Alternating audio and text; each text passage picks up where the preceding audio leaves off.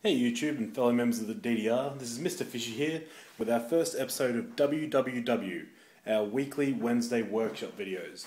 So we've got 3 already in the works because people want to learn how to play Commander, a variant of Magic the Gathering. So to start off with, our first video is going to be how to play Magic the Gathering. Okay, so first off, one of the main points of Magic is there are 5 colours of mana. As you can see on the card back, 5 colours of mana are here. Okay, so the first colour we've got is white, and white is all about the little guy. It's got lots of little creatures, and it's about balance as well. So it's got little creatures and forms of removal that are more balanced, ways of making the game more fair.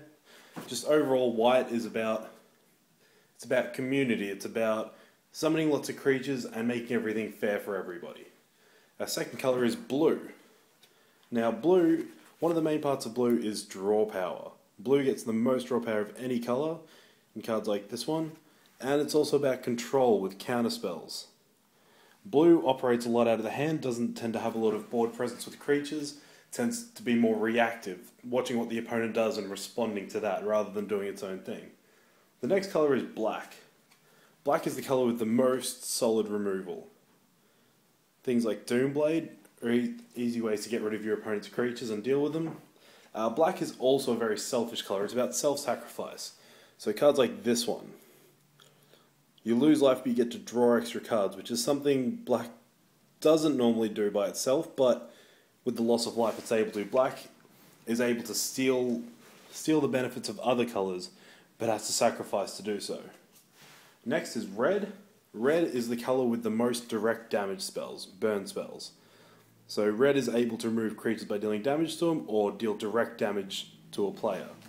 Red is also another creature colour, with creatures like this one that brings more creatures in when it comes into play. Red is the most aggressive colour. It's got lots of aggressive little creatures, cheap little burn spells that do a lot of work. And our final colour is green. Green is the creature colour. It's all about getting big creatures out and beating your opponent in the face with them. It's also the most mana accelerating colour. So we haven't explained mana yet, but green is the one that's most able to get lots of mana on the board really quick. Okay, so as far as Magic the Gathering decks, the reason we have these colours is because of the mana system. So here we have some lands. Lands are used to tap for mana. So here we've got plains, which is used to produce white mana. Then we've got islands, used to produce blue mana. Swamps, which we use to produce black mana. Mountains to produce red mana. And finally forests to produce green mana. So what's the importance of the 5 colours in the mana system? Okay, when building a deck you have to choose how many colours you want to run. You can run as many or as few as you want. But obviously if you're running, say, green, you get the option to run more colours because it could help you fix your mana. You get big creatures. If you run red, you get burn and you get lots of aggregators. If you run black, you can get a lot of cool abilities for cheaper because you're having to sacrifice your creatures or your life to do it. You get removal. If you're blue, you get counter spells and draw and a lot of hand manipulation. And if you're white, you get lots of dudes and lots of balance and equalizing of the game. So that's the thing to consider when building a Magic deck. Okay, next thing is the card types. So the card types we have are creatures, which are the backbone of your deck. You use them to attack your opponent and try and reduce their life total to 0. Next we have instants. Instants are spells like this burn spell I showed you before. The way instants work is that you can cast them at any time, hence the name instant. You can cast them in response to your opponent doing something. You can cast them at any point in the game that you feel you need it. Next we have sorceries, such as this one. Sorceries and creatures, which I forgot to mention, are all cast at the same speed, which is only during your main phase. Instants can be cast at any time, but sorceries, creatures, artifacts, enchantments, planeswalkers, they can only be cast during your main phases. Next, we have enchantments, like the pacifism I showed you earlier. So enchantments are they're items you place on the board that give global effects. Again, these are cast at the same speed as sorceries and creatures. They tend to sit on the board. This one particular one's an aura, which means it enchants something in particular, which says creature here. Enchantments sit on the board and tend to have a global effect or just a static ability. Alright, next we have artifacts. Okay, artifacts, as you'll notice, are generally colourless. They don't have a colour to them, they're not affiliated with any of the 5 colours I've already mentioned. And because of this, they can get abilities from any of the 5 colours. So here, gives you an extra draw during your upkeep, and can tap to deal damage. So it's got aspects of blue in the draw and aspects of red in the burn. The only problem with artifacts is they tend to cost more mana, which we'll get to in a moment. They cost more mana for the abilities. And the last creature type is Planeswalker. This is something you probably won't have to worry too much about when you're beginning, as they're very rare cards and the rulings are a bit complex on them. So, how does the mana system work? You'll see here on all of our cards in the top right corner, they have a cost. So, Mogg War Marshal has a 1 in a little grey bubble and a red. Garruk's Pack Leader has a 4 in a grey bubble and a green mana.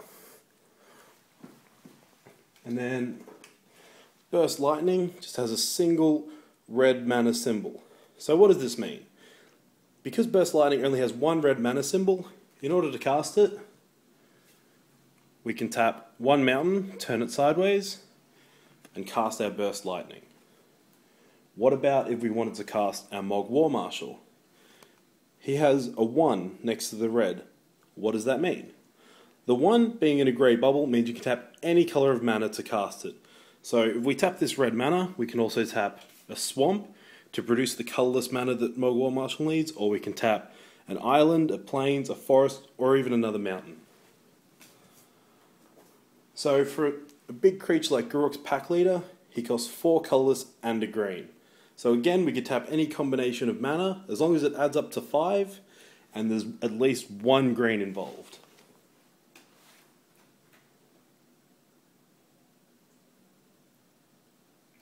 Okay, so we have different parts of a card. We look here at our Phyrexian Rager. He's got his name up the top, the mana symbol to the right of it. He's got his text line, which says he's a creature and he's a horror. As you'll see with things like Burst Lightning, that's where it says that it's an instant.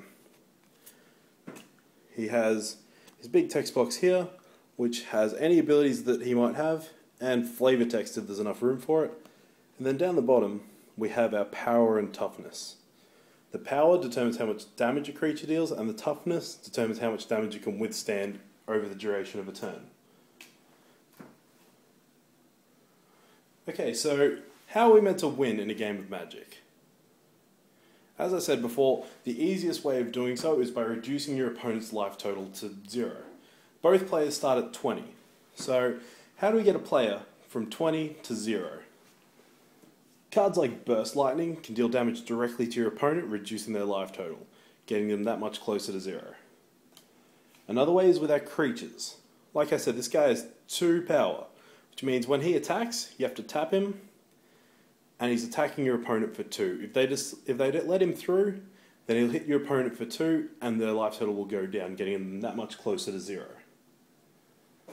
So, what would happen if I had my Garruk's Pack Leader attacking for 4, and my opponent had a Phyrexian Rager on their side of the board?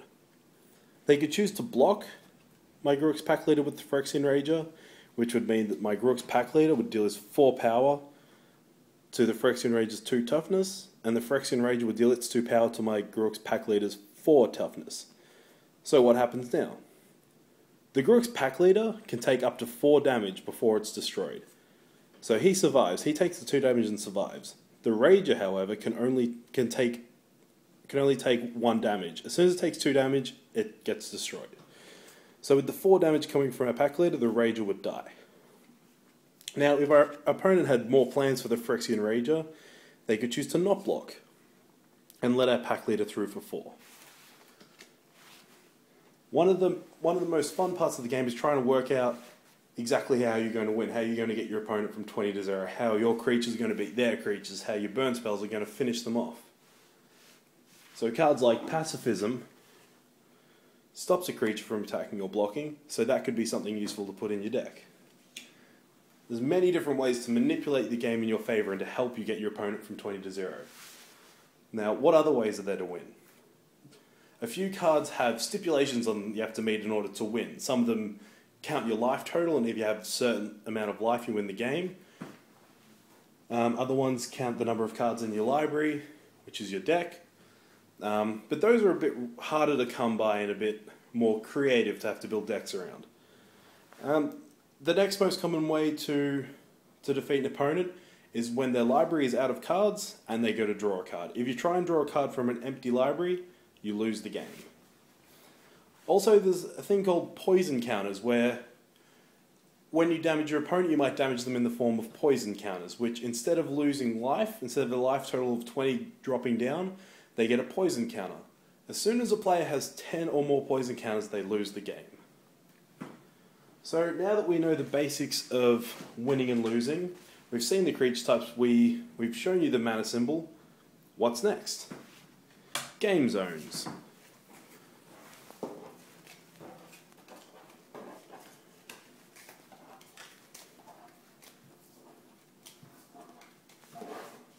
Okay, so when we start a game, we'll start like this. We'll have our deck of cards or our library sitting somewhere on the table. Our opponent will do the same. And then, as we lose cards, they hit the graveyard, which is generally just below the library. And as we cast things, the lands we place will generally go down here.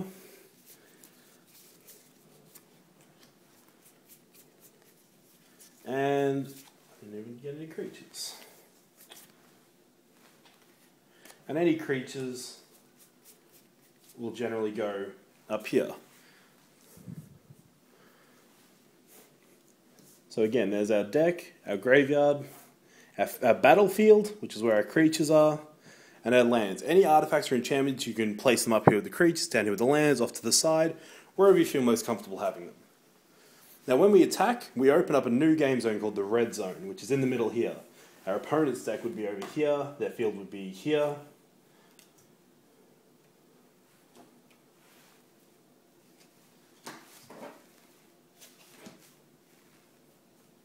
There we go. Field would be here. And so the room in the middle is the red zone. So it's our turn, we're attacking. We turn our Mogul War Marshal sideways to show we're using him, we're tapping him because he's declaring an attack, and we push him forward to the red zone to show our opponent that we're declaring an attack with him. When they block, they'll move their creature into the red zone, but not tap it because blocking does not require tapping. They'll move their creature in the red zone and declare which creature they're blocking. Now, say they chose not to block and take the 1 damage. We pass the turn back to them, then they attack with their Silvercoat line. Now, because our Mogul War Marshal's already tapped, he's unable to block. He's used up his energy, and now he's taking a break until our next turn. Okay, so those are about all the game zones. Of course, there's the hand, which you tend to hold in your hand rather than it being a place on the board. And there's an exile pile, which some cards will force you to exile cards or force your opponent to exile cards, which generally you'll put under the graveyard or directly in front of you or off to the side of the deck. Again, wherever you feel most comfortable.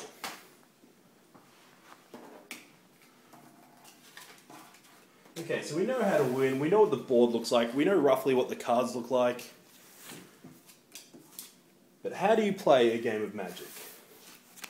First things first, you get your deck. Your deck that you've worked hard on building and perfecting. Normally this will be a 60 card deck if it's pre-constructed. So you'll get your deck, and you'll shuffle it up. Your opponent will get their deck and do the same. Now, at the start of a game, you and your opponent have to decide who's going to go first. Generally, it's beneficial to want to go first, but it's up to the player and up to what deck they're running. Now, you can decide who goes first at any way. You can just let your opponent choose, you can rock, paper, scissors for it, you can roll a dice, flip a coin, whatever you feel like doing. Okay, so we've shuffled our deck. We put it down on the table in our deck zone. We draw an opening hand of 7 cards. Okay, so here's our 7 cards. Now that isn't exactly the best hand. I mean, we've got a Silvercoat Lion we can play, we've got Ral Zarek, but we've got a Rampant Growth we can't really use in 4 lands. We might not be too impressed with that hand. If we want to keep it, that's fine. If not, we send it back to the deck, shuffle up again, and draw a hand again, but with 1 less card in it. So because I had a full hand of 7 that I sent back, when I mulligan, by sending the cards back and reshuffling, I'll draw a new hand of 6 cards. If I choose to mulligan these, I'll reshuffle and draw a new hand of 5.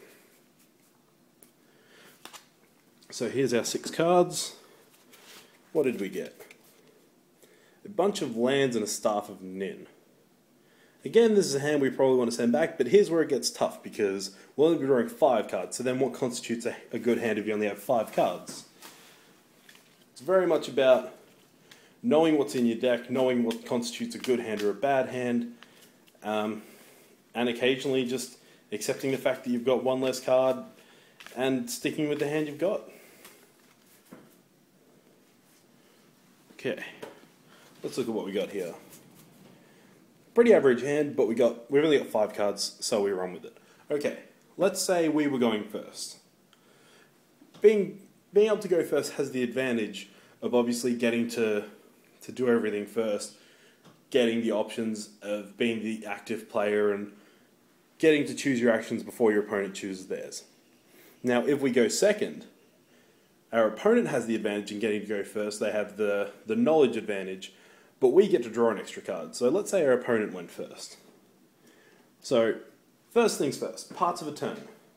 First phase is the untap phase. Now we have nothing on the board, nothing that we've tapped, so nothing needs to untap. Second step is the upkeep.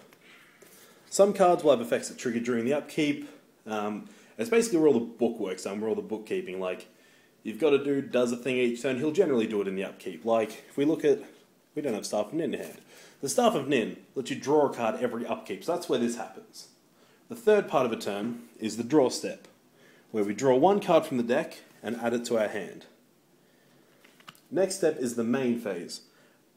We have 2 main phases a turn, and this is our first one. So what we can do during the main phase is play lands, cast creatures, cast sorceries. This is where you as the active player, can cast any of your spells that you want as long as you have the mana for them. So let's look at this hand. We've got a mountain.